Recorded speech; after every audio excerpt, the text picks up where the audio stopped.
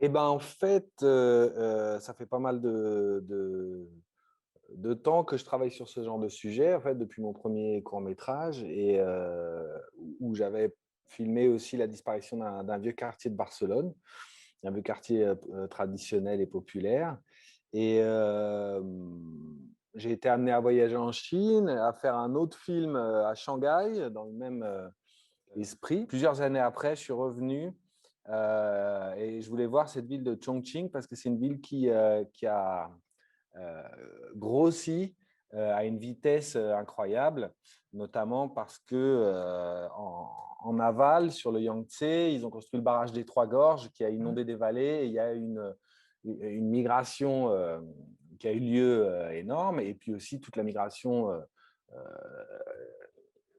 des campagnes vers la ville qui était à l'œuvre partout en Chine. Et donc, quand je suis arrivé à Chongqing, en fait, j'avais plutôt l'idée de filmer les paysans qui étaient encore dans la ville, en fait, parce qu'on avait vu quelques photos comme ça de la ville grossissait et les banlieues n'arrêtaient pas de s'agrandir. Et au milieu, il y avait des paysans, en fait, qui restaient avec leurs troupeaux, avec leurs champs, entre les immeubles, entre les buildings. Et puis j'ai découvert Shibati, en fait, ce quartier. Et là, de la même manière qu'à Shanghai ou à Barcelone, l'objectif, c'était vraiment de préserver des traces d'un monde qui allait disparaître, quoi, parce que je savais qu'il restait plus qu'un an à peu près. Et puis, j'ai rencontré les personnages et finalement, je suis revenu 3 mois plus tard, je suis à nouveau revenu et c'est devenu un film. En fait. Finalement, c'est la première fonction d'une caméra, non? C'est de garder une trace du présent, quoi. Voilà, et c'est quelque chose qui existe et qui est conservé, parce que quand on voit ça, Chongqing, c'était une ville il y a 30 ans, en fait, 40 ans, où toute la ville, c'était Shibati, enfin, c'était énorme. C'est une grande ville hein, du centre. Tout était vraiment comme au début du siècle, du XXe siècle presque, c'est-à-dire les bateaux en bas, les chapeaux, les types avec les bambous qui portent et que des petites maisons. Quoi. Et en 20 ans, tout a disparu vraiment. Et Shibati, c'était le dernier le quartier du centre.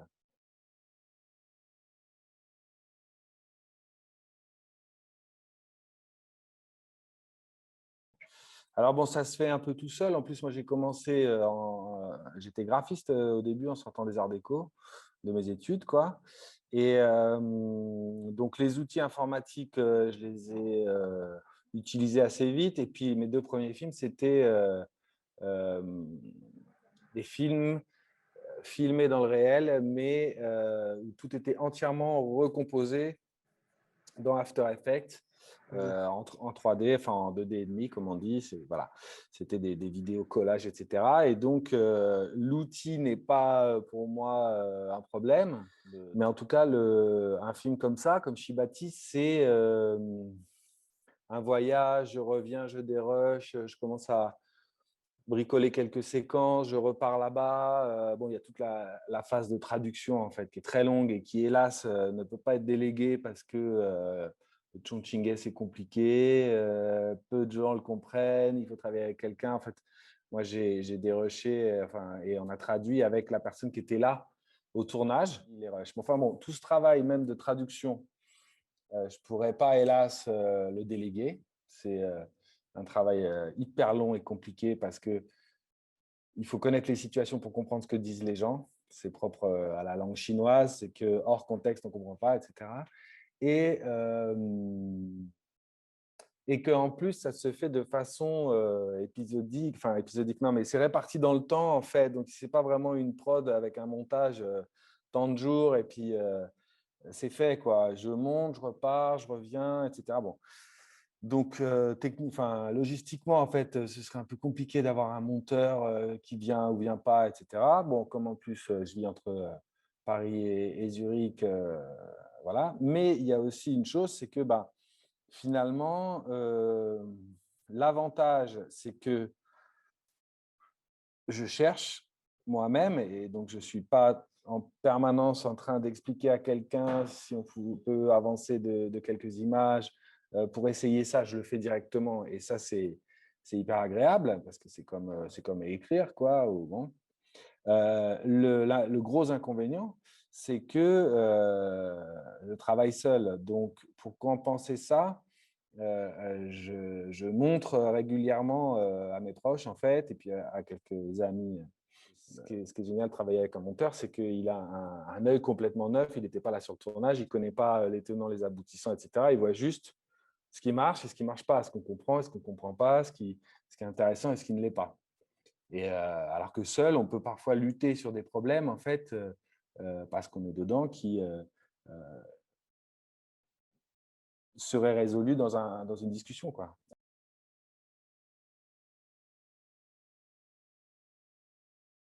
Bon, d'une part, ce genre de film, c'est possible depuis qu'on a des cartes.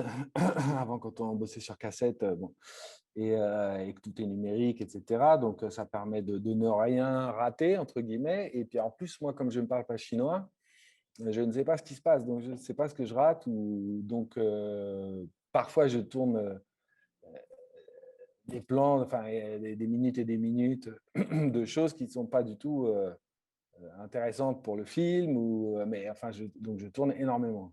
Ouais, parce qu'il y a 3 tournages pour le premier film, là, mais enfin, c'est une centaine, quoi. Mais enfin, ça veut pas dire grand-chose, hein, parce que un plan de 10 secondes préparé, etc., c'est pas du tout comparable à quand je laisse tourner ma caméra comme ça, en étant avec mes personnages. Vous voyez? Donc, voilà, c'est une centaine d'heures de rush.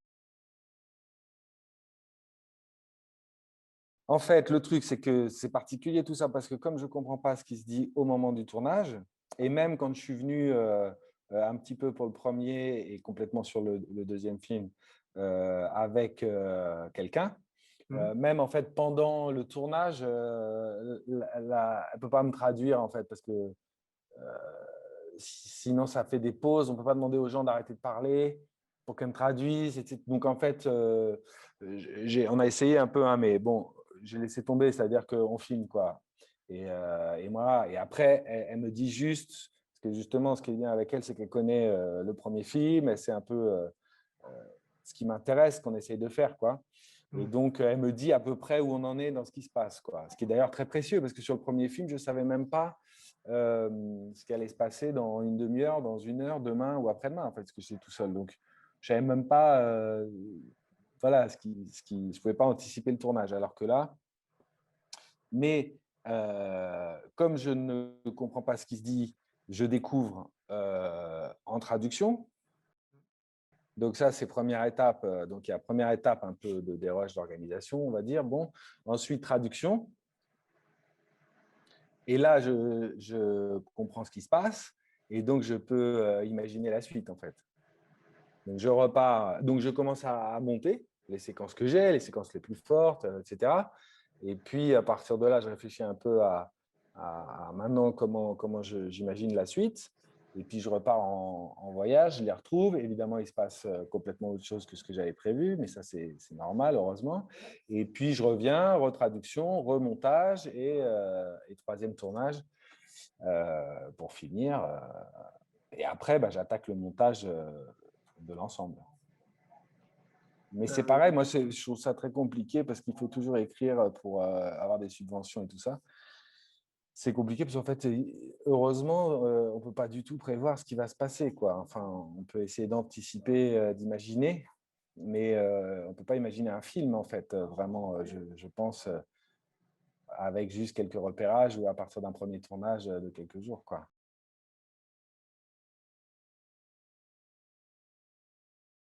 Plutôt, en fait, ce qui est compliqué, c'est c'est quand on a une séquence qui est très forte, qu'on trouve très forte en tout cas, et qu'on ne peut pas la mettre dans le film parce qu'elle tient pas dans la narration, quoi.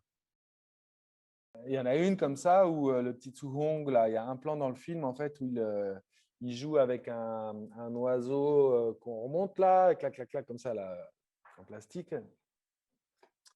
Et donc, c'était la journée où après on est monté, on est allé là-haut et on arrive euh, du côté de la ville moderne, là, devant l'écran de la Cité de la Lumière de la Lune, là, qui est le grand mall qui est en face de Shibati, là, en haut.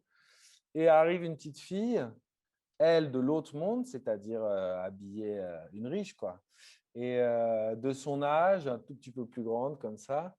et sublime, la gamine, avec une petite couronne de princesse, et dans la main, le même oiseau que Tu Hong, mais bleu. Lui, il est rouge et elle, c'est le bleu parce que c'est toujours comme ça. Les enfants, les parents veulent que les enfants deviennent des dragons et les filles des phénix, qui est bleu. Bon. Et le petit Tsuhong qui la voit, et la gamine, très très belle, quoi. Et ils commencent à jouer ensemble devant l'écran de la Cité de la Lumière de la Lune. Et Tsuhong, au début, il est hyper maladroit, hyper timide. Il est habillé vraiment comme le gamin de Chibati des rues. Et elle est super chic. Et au début, elle le prend un peu de haut et tout ça. Puis à la fin, elle rigole. Enfin bon, voilà, il lui plaît à la fin. On sent la petite, alors qu'elle faisait un peu la princesse. Après, super jolie. Et puis c'est symbolique et tout bon. Et impossible à caser, quoi. J'ai essayé, ça ne marchait pas. C'est-à-dire tout d'un coup, voilà, la séquence en elle-même, elle est super, mais dans le film, on ne sait plus, tout d'un coup, on perd le fil, quoi. C'est comme ça. Et pour moi, c'est ça, hein, le montage. Hein. C'est vraiment le sacrifice permanent. Il faut couper tout le temps, quoi. Et c'est vrai que pour avoir perdu quand même beaucoup de temps à essayer de faire rentrer des trucs qui ne rentraient pas, je commence à me rendre compte que vraiment, on le sait dès le début. Un plan ou une séquence qui va dégager, en fait, on le sait dès le début. Mais quelque part. Et à chaque fois qu'on regarde, on travaille, on regarde où on en est dans le montage. Quand le truc arrive, on a un petit malaise là. Et celui-là, il faut bien l'analyser parce que ça veut dire qu'elle va sauter un jour ou l'autre, celle-là. Et que vaut mieux qu'elle saute tout de suite parce que ça évitera de perdre du temps, quoi.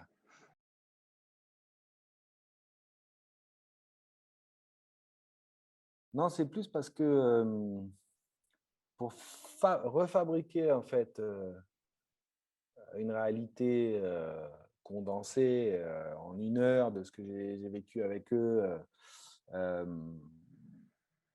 Comme je vous disais, sans interview, sans voix off,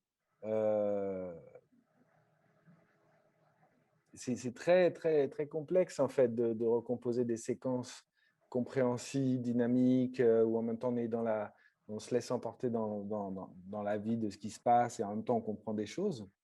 Et que tout ce travail de bricolage, c'est hyper compliqué à faire avec quelqu'un. Parce qu'il s'agit, alors il y a des moments de réflexion et tout, de discussion entre un réalisateur et un monteur, mais après il y a le concret, c'est attends, on avance de 3 images, non, le plan d'avant, on le recule, etc. Et là, moi, je préfère avoir la main. Mais j'ai d'ailleurs parfois bossé avec des monteurs où on prenait la main à tour de rôle, ça c'était bien aussi.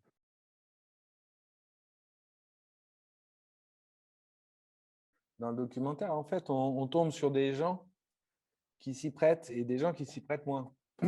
Et là, concrètement, dans le quartier, j'ai rencontré pas mal de gens. D'ailleurs, des gens que j'ai filmés la première fois, j'ai ensuite traduit donc, et compris ce qui se passait. Et je suis revenu, j'ai voulu les refilmer, mais ils ne sont pas dans le film parce qu'en fait, derrière, le lien restait sympathique et rigolo, mais ça n'allait pas plus loin. Alors qu'avec Monsieur Lee, avec Tsu Hong, le petit garçon, et Madame, là, dès la première rencontre, voilà, il s'est passé un truc quand même, voilà quoi, une rencontre qui fait que c'est des gens dont la présence de la caméra ne dérangeait pas du tout, au contraire, ça les amusait, et puis qui étaient curieux aussi, curieux de moi aussi quand même un peu. C'est ça, c'est-à-dire qu'il y avait quand même un truc, un échange, je pense que c'est comme ça que ça marche en fait, un film ou documentaire, donc, hein, où les gens vivent vraiment leur vie, mais enfin, il faut qu'ils aient envie quand même de la partager, quoi, tout simplement.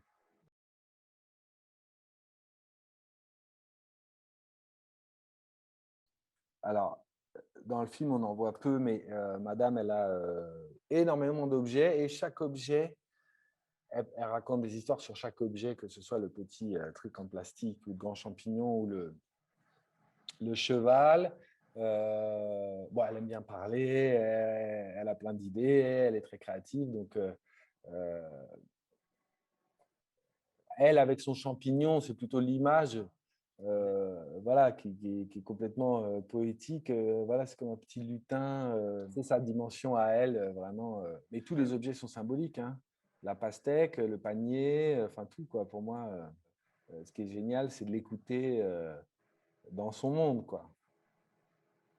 Et donc là, qu'elle a dû quitter, qui a été détruit et qui est maintenant est dans ses souvenirs, mais enfin, elle reste toujours très vive et créative, malgré le fait qu'elle habite maintenant donc, en grande banlieue, dans les Tours, quoi.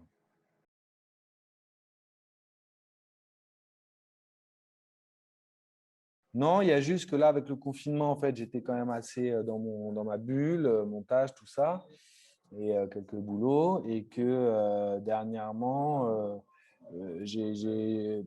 par divers trucs, en fait, j'ai revu quand même à quel point les gens avaient un lien affectif quand même particulier avec le film, avec ses personnages. Et bon, je reçois des mails, des trucs, des jeunes comme vous qui me demandent des choses. Et c'est vrai que j'ai pas un regard différent, mais disons, je me pose pas mal cette question en fait. Le fait de me rendre compte à nouveau, là, bon, il s'est passé quelques trucs dernièrement, que les gens étaient super attachés à ce film, qui avait un effet comme ça, fait que je me demande toujours. Et puis bon, après, moi, c'est surtout ma question, c'est comment les gens vont recevoir le nouveau, quoi. Comment est-ce que les gens ils vont comprendre? Est-ce que les gens vont y trouver leur compte? Parce qu'il y a ça aussi, en fait, c'est que dans toutes les projections, etc., les rencontres avec les spectateurs, tout le monde me demande tout le temps comment ils vont, où ils en sont, qu'est-ce qu'ils deviennent, les personnages. Il y a beaucoup de questions là-dessus. Certainement parce que le premier film nous laisse un peu en suspens sur cette nouvelle vie, quoi, hein. Il se termine à la fin de l'Ancien Monde, mais on ne voit pas grand-chose de leur nouvelle vie. Et donc, il y a une attente comme ça que j'espère que le nouveau film va répondre à cette attente, quoi.